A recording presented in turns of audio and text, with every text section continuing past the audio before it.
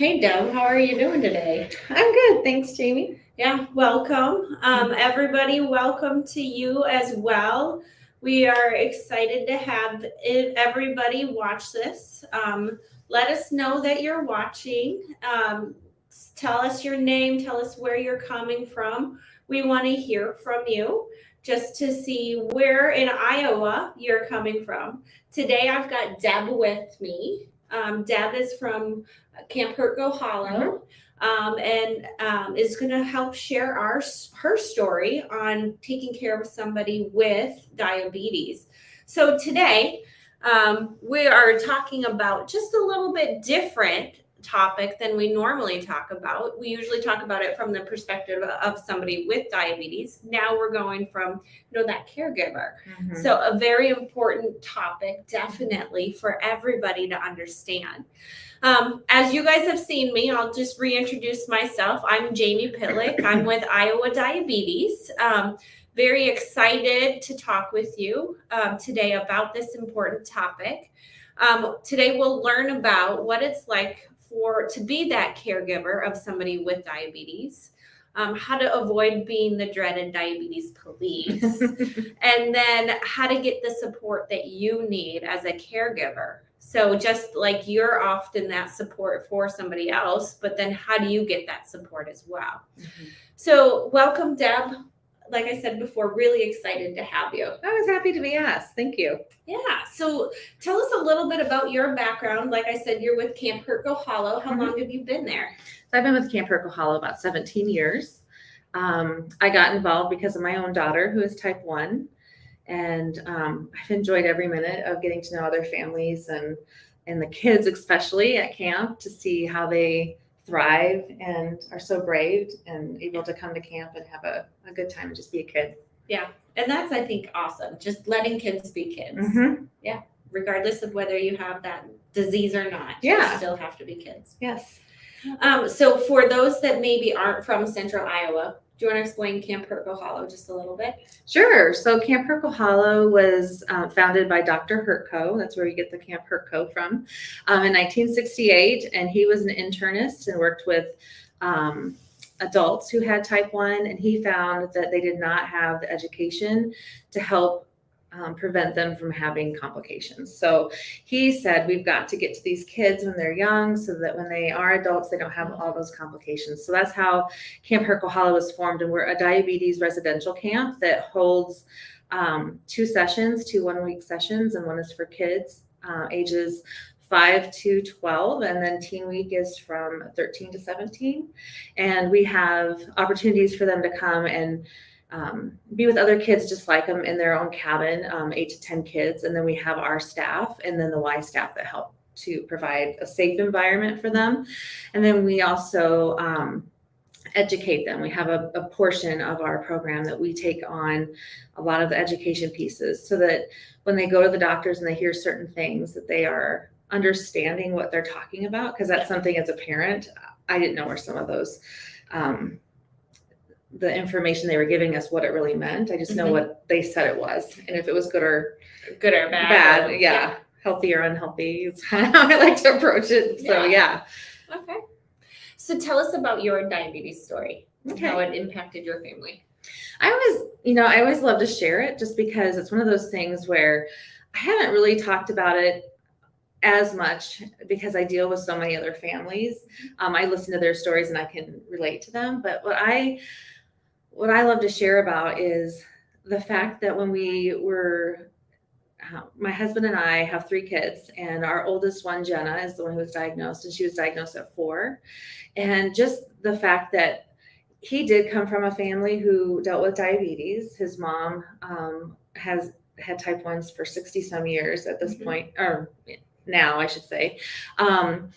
But so he grew up with it. He was kind of familiar with it. I had no idea. Never really heard about diabetes much personally. And so when we were spending more time with Jenna, we were noticing some symptoms. And my symptoms that I was coming up with was she probably had a urinary tract infection. She was 4 years old, going to the bathroom every second, and like every 5 seconds. And then she would want to eat, which she's our first. And so it was one of those things where she's just growing, she's hungry, and she was really thirsty, and she just wanted water. So I didn't think there was anything wrong with that. But then my husband and I kind of were talking through and what he knew of type 1. Mhm. And so we decided to take her into the doctor's office and Yeah. get her checked. And I think they were a little surprised when we said, we'd like you to check her for type 1 diabetes. And they were like, okay.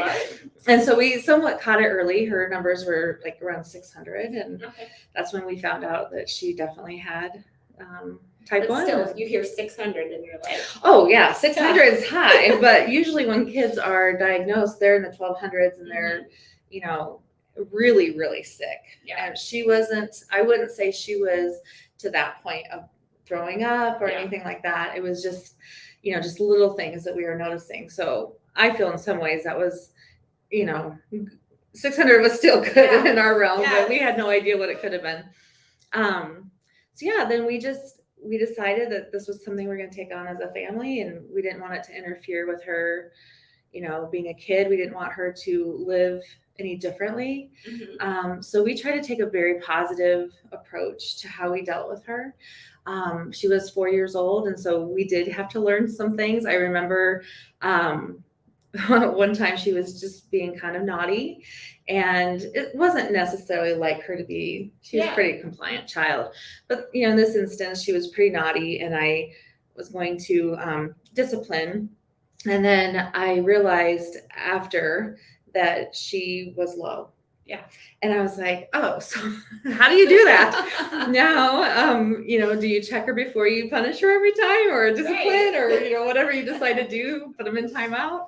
So it became one of those challenges for us to trying to determine what part of it the disease was affecting her as a child, and what part of it was just her being a child. And but we tried, again, like I said, just to take a positive approach. And I would say having my mother-in-law, her grandma with type 1, it kind of helped her not be afraid of diabetes, where some families have no idea. But Grandma Betty was always the one who was very open about what she was doing, checking the blood sugars in front of the kids, all of her grandkids, because she knew that maybe one of them could be susceptible. So I felt like in some ways that was a blessing, and Jenna just was able to take it on. She's like, oh, I'm just like grandma now. So it wasn't too traumatic for her. She could relate to somebody, and there was somebody like her near her. Yeah. So you kind of described already a little bit with the positive impact that you were trying to get. How did diabetes kind of change your path in motherhood, I guess, or as the caregiver? Yeah. And it kind of happened early on in your journey, though. Yes, it did. And I had 2 other kids under the age of 4.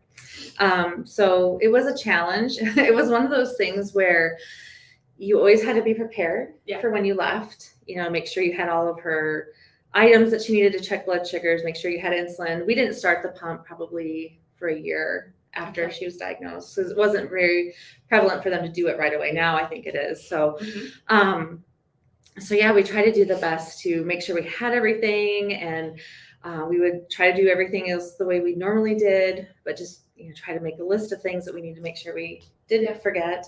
And then sometimes there were challenges when we would travel, you know, keeping the insulin chilled. We would, we came up, there was some product that we bought that had like a freezer in it. Oh, like for the car ride? Yes. Okay.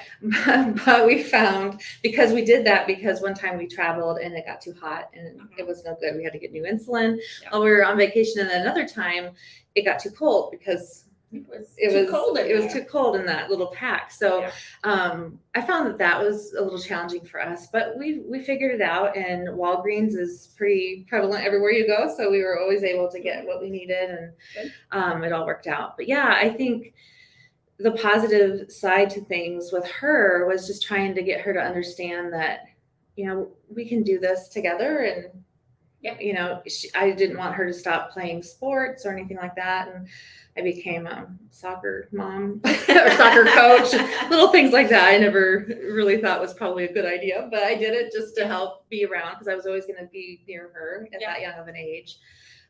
So we really worked hard on giving her as much as we could. But Okay.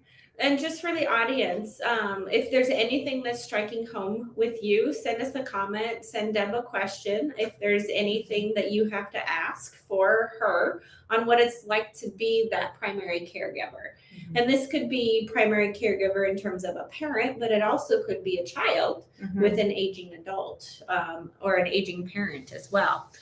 So for me, I think it's when my kids were really little, I don't do it quite as much, but I still am checking their school bags. Do you have your shoes? Do you have your books? Do you have your water? And I go through that list. So now you're adding additional check-offs and the stress of that on top of just normal things. Yes, it was. I mean, it is challenging. It's a lot, and you can't be perfect at everything. There were times. I remember one time we took went on a bike ride, or actually went on a bike trail, and we were walking, and we forgot to bring a snack with us, and she was feeling low, and so we just happened to find a pear tree on our walk, and we took it for her, and so there's always things that happen. My car broke down one time, and she's also celiac. So I was trying to figure out how am I going to do this. My car's broke down. I did just happen to go to the grocery store, and I had some gluten-free bread in there. I'm like, eat like 3 slices of bread.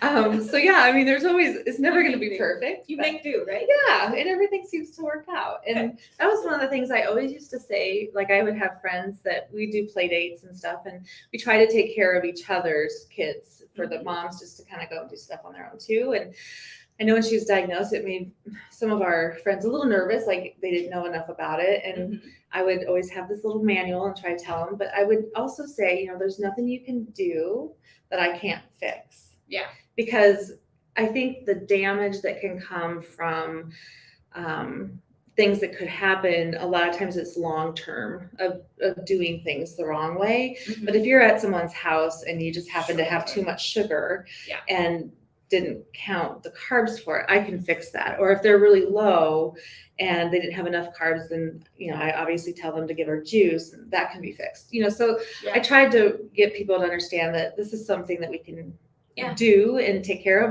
It's a lot for some people who don't know what they're getting into, but.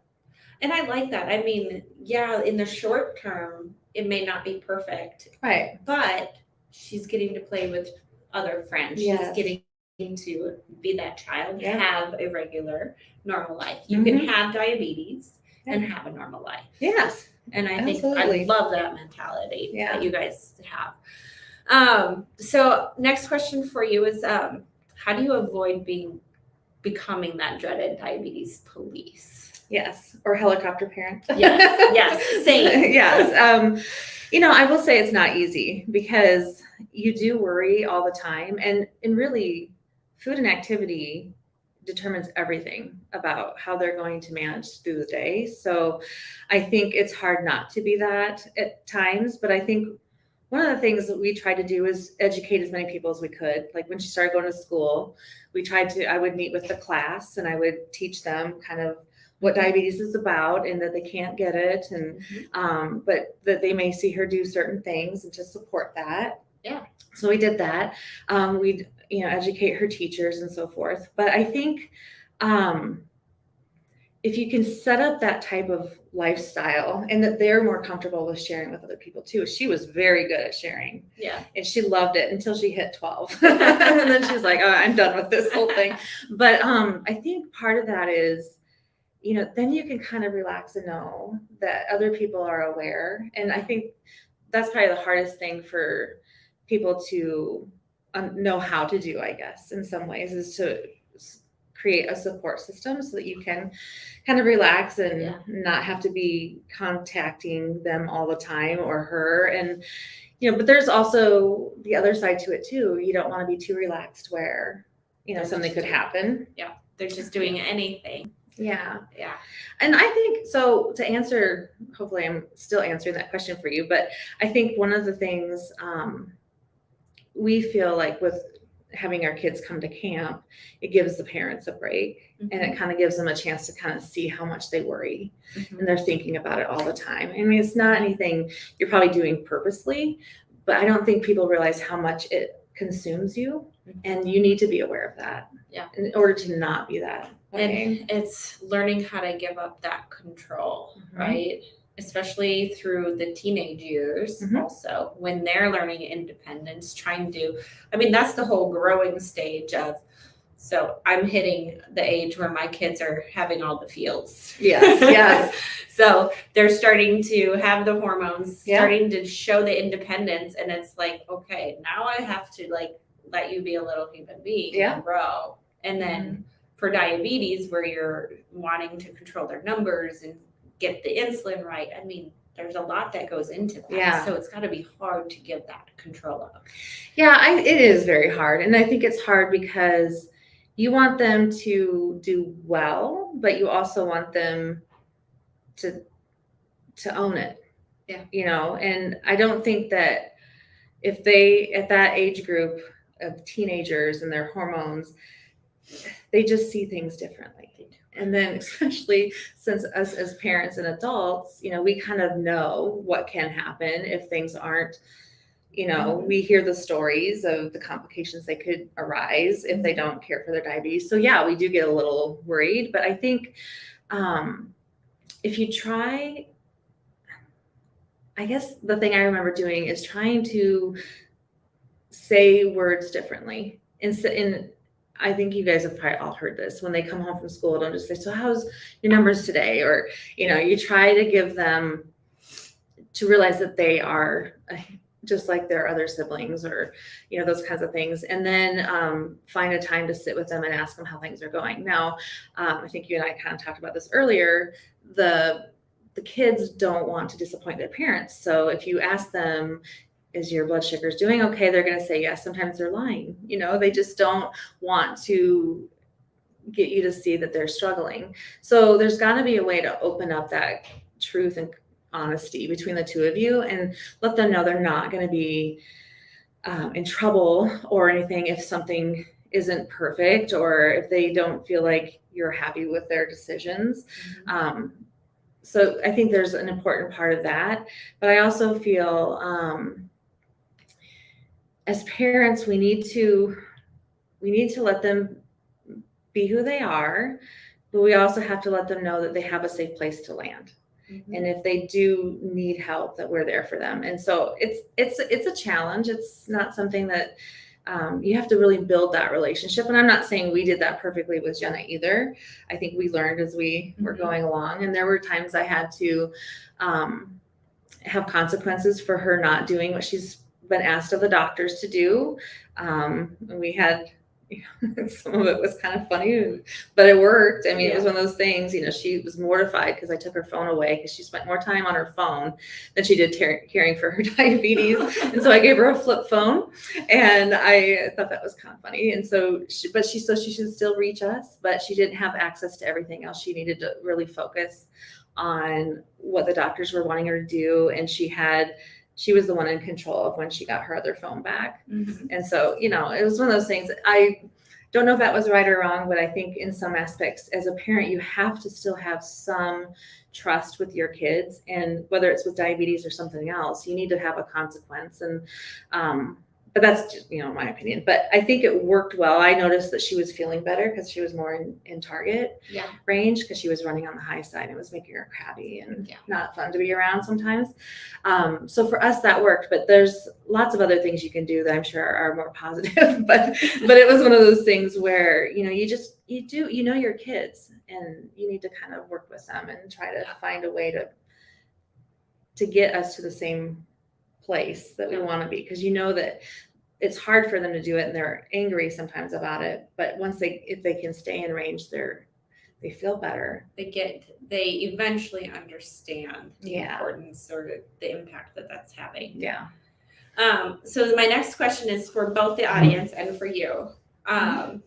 Is there anything that you want, like providers, like diabetes educators or doctors or nurses, to know or be more sensitive about when they're providing care for somebody with diabetes?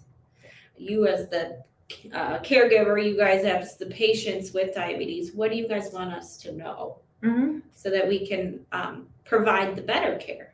I would really love to know if anyone has something they'd like to share from their side of things, because I know that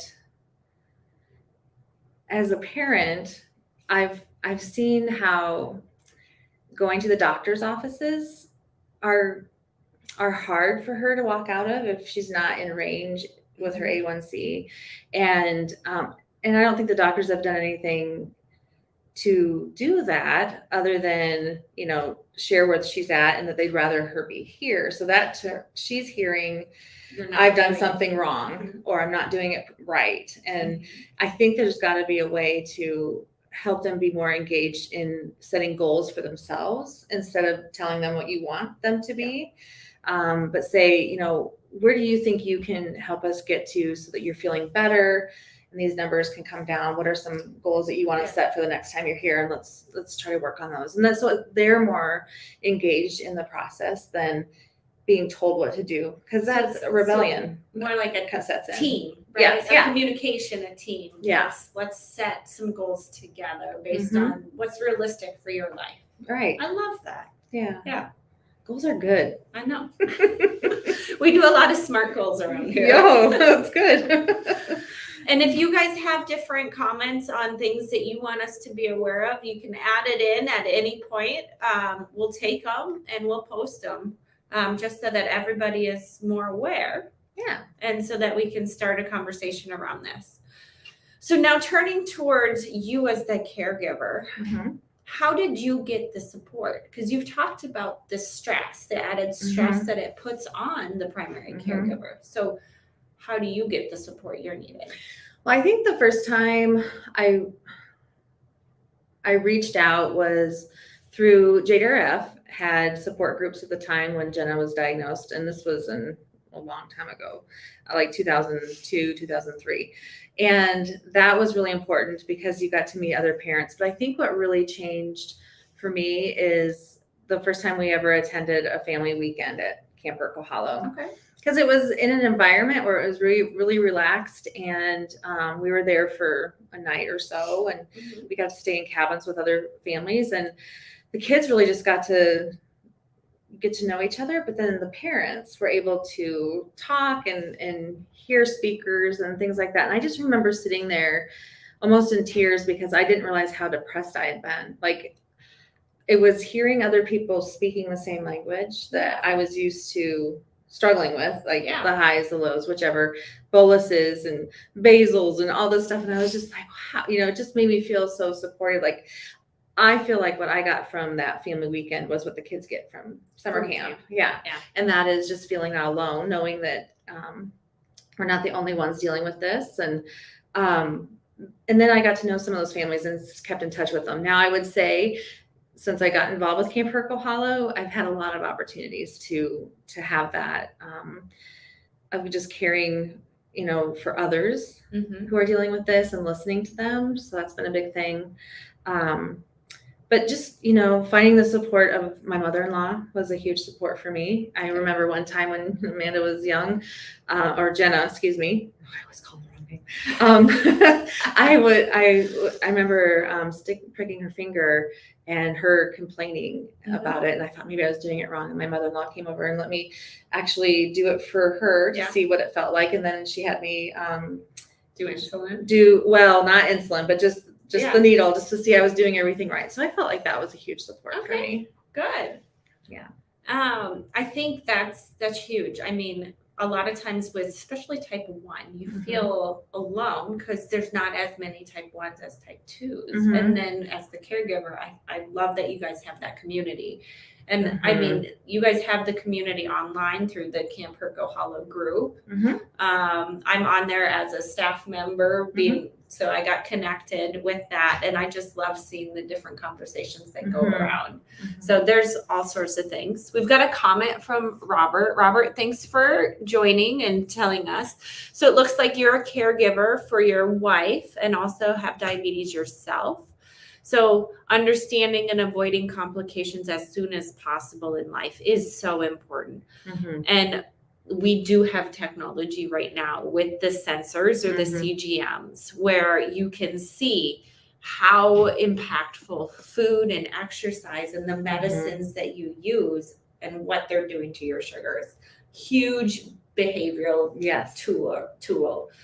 So it really teaches that food, it teaches that exercise. I love that. Yeah, I will say those tools are a game changer for everybody. We didn't have them right away when she was diagnosed, but she is on Dexcom now, and it has completely changed her whole life. You can see when you're okay. So here's what that drink is doing to wherever my blood sugars are. Oh, I didn't go for my normal walk. And my sugars spiked. So I think it's a huge game changer. And I love, so my daughter's now 24 and she's a pediatric NICU nurse and she's very busy. And there's times where she can't stop for lunch. So there's times she has to actually take a snack and take that time to get her blood sugar if she's going low. So the Dexcom has really helped her with managing the busy life that they all have. So. Yeah, because life doesn't slow down just because you have diabetes. No, and there's extra steps to diabetes. So yeah, it's hard. And I think when we were talking about that earlier with some of my pharmacy students they never used to think if they're on mealtime insulin, we teach you have to give mealtime insulin 10 minutes before you eat so it has time to hit the bloodstream. Who has time to do that? That's not typical, right? Right. And that's like traditional on how you do it. Back in the 80s with the Novolin R, it was 30 minutes before you ate. Yeah. And we now have newer insulins that you can take at the time of eating. So I think we're getting more convenient, but it's like that whole speak, like, who has time to stop before 10 minutes before you eat? Who knows what you're going to eat 10 minutes ahead of time? And that, I think we struggle with that at camp. Sometimes we have the mini campers who are 5 to 7 years old and their attention span in the middle of a meal is not always conducive to what they've given for insulin. So we always, we do choose a certain way to do it with them versus everybody else. But yeah, I think ideally, the other things I think about too is they always said you should check your blood sugars before you drive. Yeah. And that's a huge thing that we were trying to teach our campers that were 15, 16 years old, that's really important. Well, that's not happening. So with the Dexcom or different devices that you use for the CGMs, that just gives you a better, it gives you more real of a, time. Let's turn on the app. Let's look at my sugar. I know I'm in a safe spot. Yes. Yeah. So those are great. Yeah. I like that. Other questions, I think just one last question for you because it's already been 30 minutes. I don't know if you realize that. We've been chatting the whole time. Yeah. So what strategies did you help Jenna use to cope with being diagnosed with diabetes? Oh, well, gosh, I would say a lot of it had to do with our faith. And knowing that there was a verse that she had that we felt was a part of our way of helping us through the insulin injections and stuff. We'd sing this little song that was a verse. So that's one way we did that. And just, helping her to see the importance of we don't necessarily have a choice, but we can choose how we do it. How we respond. Yes. Yeah. Or how we decide that we're going to do our insulin or things like that. So, we try to make it as positive as we could, but just helping her to cope by letting her talk, because I learned over the years that she would show me signs that she needed to talk. And so you get to know your kids really well when they have diabetes, because you kind of can notice a lot of different things. And then all I have to ask is this something with diabetes? And she would cry and, have, veins in her, her forehead afterwards because she cried so hard. So just giving them a chance to talk and share how they're feeling, because they bottle it up. Yeah. Sometimes. To be different. Yes. Yeah.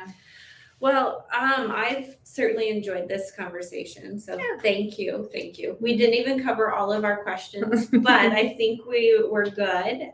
So again, if you guys are listening, shoot us some additional questions. I have access to Deb and I can always answer as well.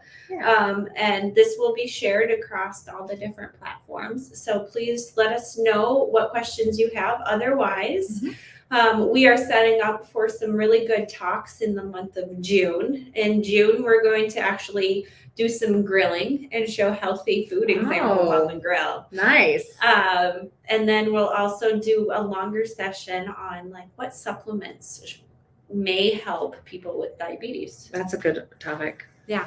So thank you. Guys, let us know your questions. Yep. Thanks for having me, guys.